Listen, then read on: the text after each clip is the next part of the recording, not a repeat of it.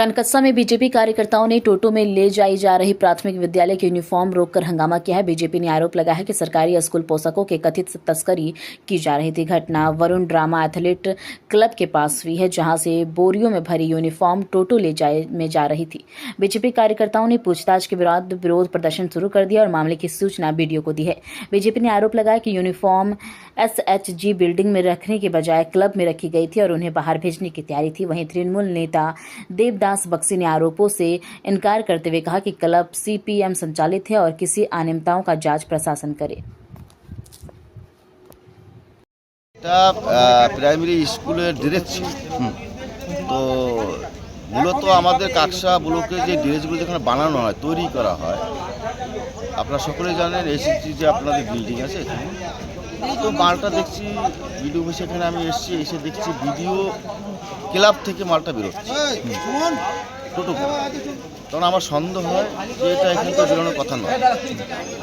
তখন আমি ড্রাইভারকে বললাম যে মালটা কোথায় যাবে, বলছে স্কুলে যাবে, রাজকুসুম স্কুল। সন্দেহ হওয়ার ফলে আমি বিডিও সাহেবকে জানাই। বিডিও সাহেব বলছে আমি একটু জেনে আপনার সাথে কথা বলছি। তো বিডিও সাহেব উনি কিছুক্ষণের পরে আমাকে ফোন করে বললেন যে এই ড্রেসগুলো ত্রিনয়নী সংঘ কৃষিপুর অঞ্চলে যারা এই মালগুলো ডিস্ট্রিবিউট করে তারাই এইগুলো বের করেছে।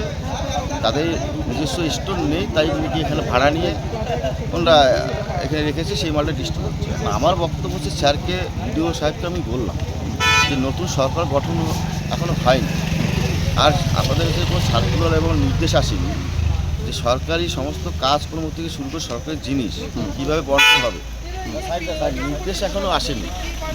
তাহলে আপনি এটা কি করে এটা ডিস্ট্রিবিউট হতে পারে? তখন বলছে একটা কোথাও বিক্রি করার পরে চক্রান্ত বা কিছু হয়েছিল নাকি?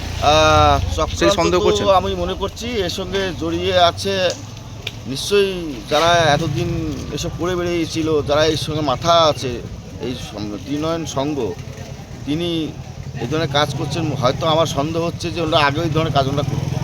তাই আপনারা কি চাইছেন? আমরা চাইছি যত সময় নতুন সরকার গঠন না হবে কোনো সরকারি জিনিস বাইরে বেরোবে না। নির্দেশ আসুক, ভিডিওর মতো কাজ করবে, প্রশাসনের মতো কাজ করবে, তার নির্দেশ অনুসারে আমরা এটাই চাই। আপনার নাম? আমার নাম পঁয়ত্রিশ বিশ্বাস, ভারতীয় জনতা পার্টি SC মোর্চা জেলার সাধারণ সম্পাদক। এর সঙ্গে তৃণমূল কংগ্রেস কর্মীদের কোনো যোগ নেই, কারণ যেখান থেকে পোশাকগুলো বেরোচ্ছিল সেটা হচ্ছে একটা CPM-এর পরিচালিত ক্লাব। নিশ্চয়ই তাদের সঙ্গে তৃণমূল কংগ্রেসের কোনো সম্পর্ক থাকতে পারে না।